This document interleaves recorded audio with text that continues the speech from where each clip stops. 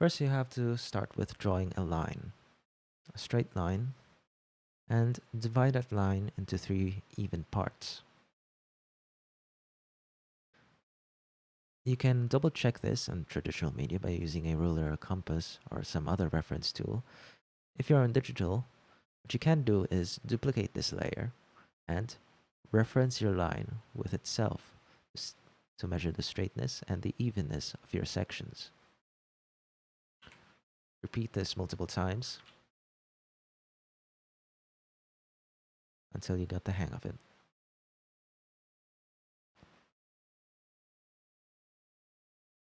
The next exercise, draw a corner, and we're going to use this corner as a reference, and then draw a line that approaches the corner in such a way that one of those markers we use to divide the line by thirds is close to the corner. Close, but not touching. Repeat this step multiple times until you become familiar with it.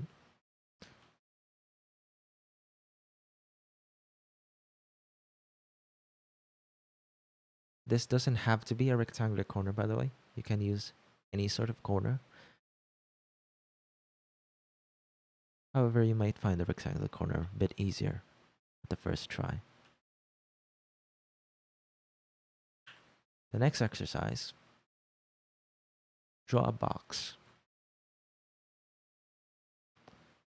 And then we're going to draw a bounding box over it that follows the rules we've set previously. So I'm going to start by drawing a line here, and the corner approaches this portion of the line. And we're going to draw another line that connects our previous line while still following the conditions we've set before. Do this until it is joined. Now you notice this can get a little bit inconsistent at the end. That's fine. What you want to do is make sure to keep that line in your head as you construct this new bounding box.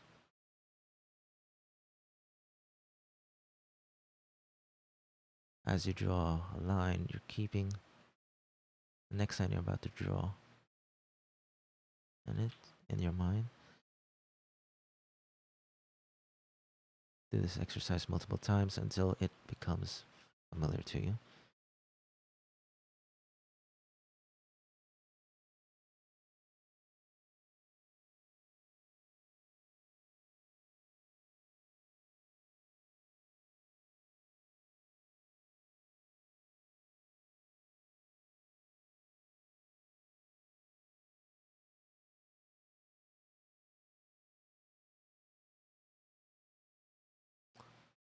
The final exercise is we're going to draw a lightning bolt.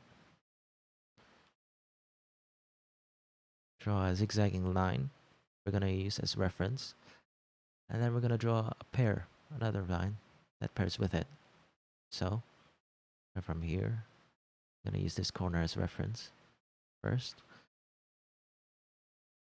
and now we're into a little bit of a problem because the corner is pointing towards this direction, and we can't draw a line here unless we want to intersect, but we don't want that, not for now at least. What you can do is reverse your perspective. Instead of drawing a line that approaches this corner, we're going to draw a corner that approaches this line.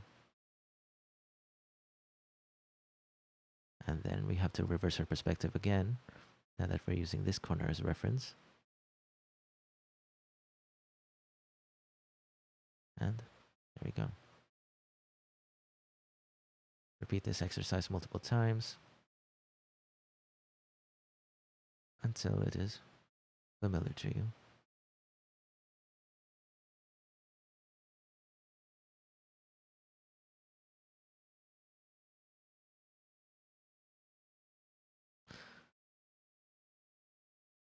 What have you learned? The first thing you have learned is proportions across a one-dimensional space, in this case, a line. Because we're focusing on emphasizing these division of thirds, you get to internalize this. And in actuality, you only really need to learn how to divide things by 3, and I'm going to show you why. If you ever want to divide things by 6, you can take your division of 3 and divide each portion by half. Similarly, if you want 12, you can just divide it further by half. But what about others? What about 5? Well, we have 5 boxes here. And I'm gonna make it reasonably even. So, watch what happens when I scale this column of row of 3 columns, boxes, to match the width. See here? 1/3 is actually pretty close to 2/5. And if we go by 7s, let's see, a little bit confused here. There you go. That's 1, 2, 3, 4, 5, 6, 7. Let's have 5 over here. And scale 7s. Yeah. Yeah, I'm a little bit confused where I put the layers now. There you go. And we scale the 7s down. You have to see 2 7s.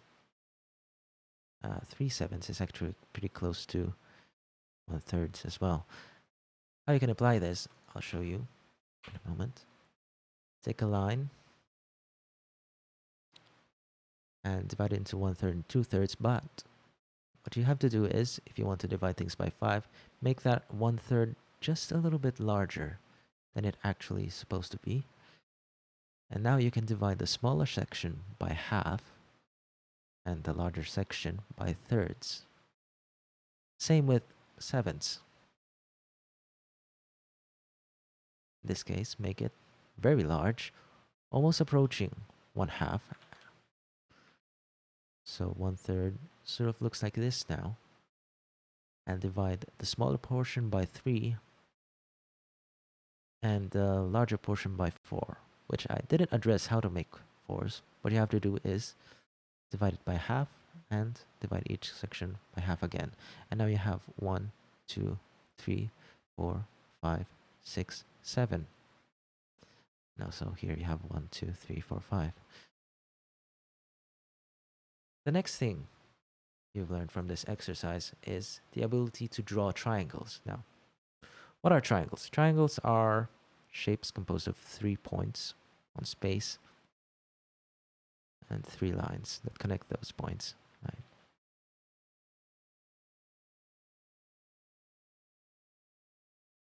I want you to visit the box exercise for a little bit. What exactly are you doing when you're drawing these boxes? Well, when we start drawing a line that approaches the corner here, we're gonna have to think about the line we're about to draw next, because we don't want to have to draw at a very ridiculous sort of length. For example, if you have here, your 2 options are either draw a new line here or make it really long just to satisfy the condition we've set earlier. And now you have to draw another ridiculous line over here just to satisfy that condition, and then we have to complete here. So in effect, what you're doing is you're having to think about multiple lines, at least 2 at once. Now, what is 2 lines joined together at once look like? Can you see it yet? Perhaps if I fill it to make it look a bit more obvious. Triangle. This time, instead of looking at triangles as just arbitrary points joined together in space, you're now thinking of it all at once It's a sort of shape instead of points, which goes to the next thing about shape design that you've learned is portions. Again, this time in 2D, the ability to judge relative areas of two shapes. Remember that rectangles and a lot of shapes can be thought of as just triangles joined together. Even really skewed rectangles, for example, in perspective, can just be thought of as just triangles. Something as complex as a skyscraper, and it's heavily foreshortened,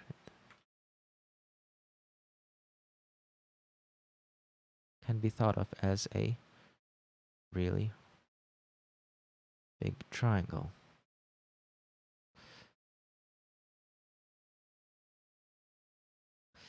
And if you go through the box exercise again, you start to realize how many triangles there actually are.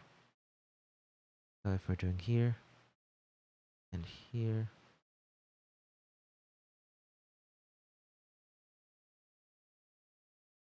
and here,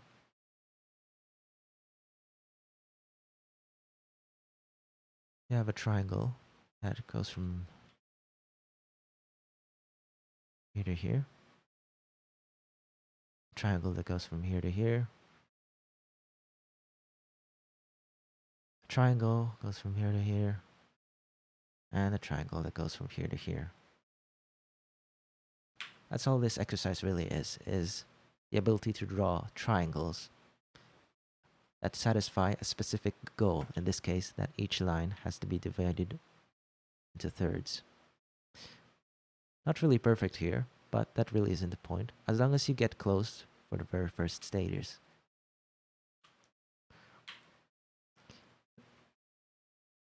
The next thing you'll learn about shape design is shape hierarchy. Again, good thing I still have it on undo. The box exercise. Let me just try that again.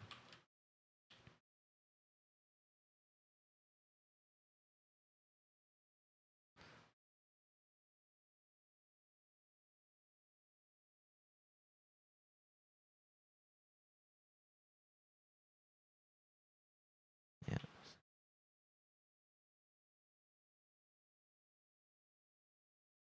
What is the hierarchy of shapes here?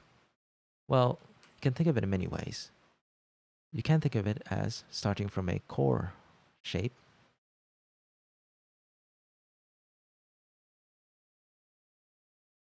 and then we're drawing over it a bigger shape that itself generates these tiny, smaller details, big, medium, and small. Or you can think of it as one large shape going into a medium shape, going into the smaller shapes.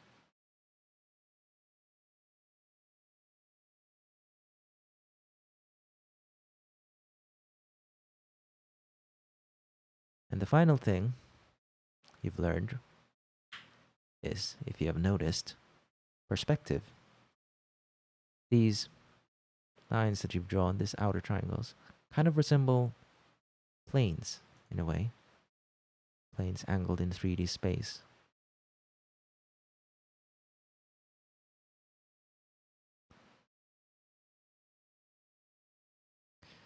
And then you can use further knowledge of perspective to make it more 3D. So those are the exercises I came up with in order for you to learn shape design very quickly. There are more stuff about this that I haven't yet discussed, but I think this tutorial has gone on long enough. I'll probably leave that for a future video. Goodbye.